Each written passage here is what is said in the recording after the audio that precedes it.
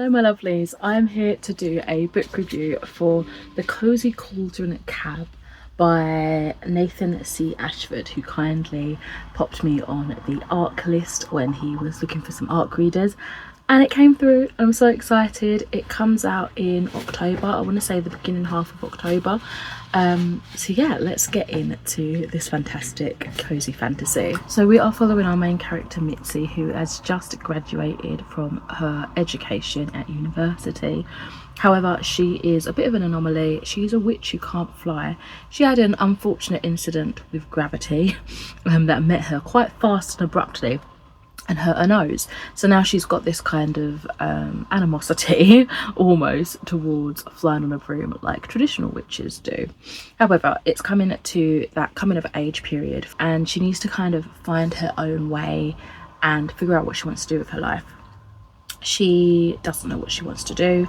She's got to live up to the standards, or she feels like she has to live up to the standards of her sister Parsnips, who from the age of 4 knew exactly what she wanted to do and has been absolutely excelling at life. After some much needed rumination with her mother, she gets a tea leaf message that says leave now, and it gives her a destination to go to for her to begin her journey as a young witch out in the world. She finds herself in the delightful cozy little town of Maryville, where she starts to, integrate into the community and make a life for herself.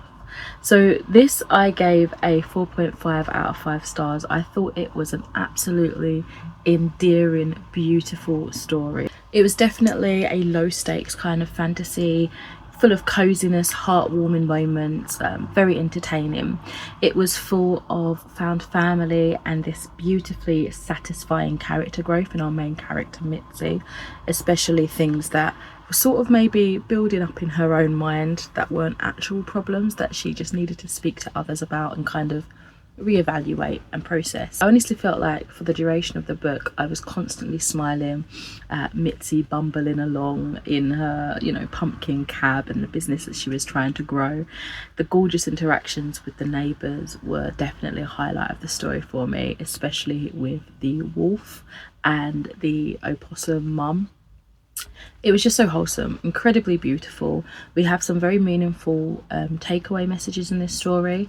I love that Mitzi found like blood and like water family, I don't know what you'd actually call that, like her chosen family within this community, and how everybody kind of rallied together to welcome her first and foremost as a new resident to town, but also help support her in achieving what she was setting out to do for her career, for her life, and just really rallying in her corner. Watching her grow from this uncertain witch with feelings of inadequacy that she kind of had in like internal resentment towards her sister, for example, and how she overcame that initial set of feelings and the fears of the future was just so inspirational and a fantastic showcase of resilience in a young woman. There was some chapters in particular that I absolutely adored. One of them was about this relocated ghost who had his body dug up to like try and figure out his murderer, and then he was potted back into a super busy graveyard. In life, this ghost did not like being around people, and in death he really hated being around people, especially because the ghosts were like, oh, we have a potluck, we talk about all the food that we would bring if we were alive and all that, and he was like, this is torture, I'm in hell. So that was an absolutely hilarious like scene. The chapters are quite small and moorish, almost episodic in that way, but I feel like I was laughing out loud for the whole of that. There was also this really beautiful chapter called For Whom in Maryville the Bell Tolls, which had me super teary-eyed and emotional.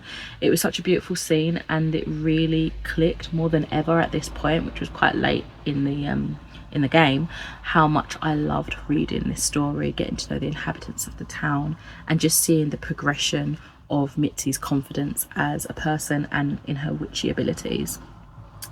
This whole world kind of reminded me of two things actually. It reminded me of Halloween Town, the Disney movie that I absolutely adored when I was little, and it definitely delivered that same kind of cheer and nostalgic joy that, rewatching those movies had for me. But it also had me thinking of Studio Ghibli's Kiki's Delivery Service. By the end I was like, oh my god, yes, Kiki. She's a little witch going about delivering things, and Mitzi in this book is delivering people because she's got like a little cab, pumpkin cab business. But it was a beautiful kind of comparison. This was a fantastic beginning to a new series. There is another book planned to come out in 2027, and I'm so looking forward to this. So thank you again to the author Nathan C. Ashford for allowing me to take part in the ARC read of the Cozy Cauldron Cab Company. It was such a blast. Very much recommend it if you're looking for some low stakes gentle fantasy. There's also no romance, I must note, because a lot of people are like, oh, was there like a romantic tension or anything?